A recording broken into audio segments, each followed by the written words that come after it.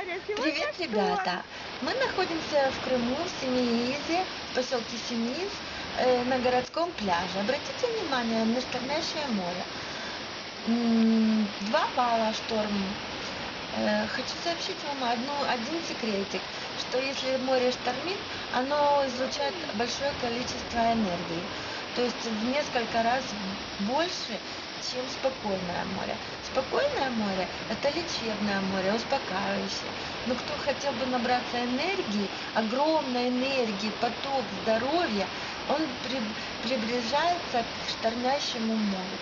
И в Крыму в основном очень любят шторм, потому что это взрыв энергии, который несет страсть, деятельность, работоспособность.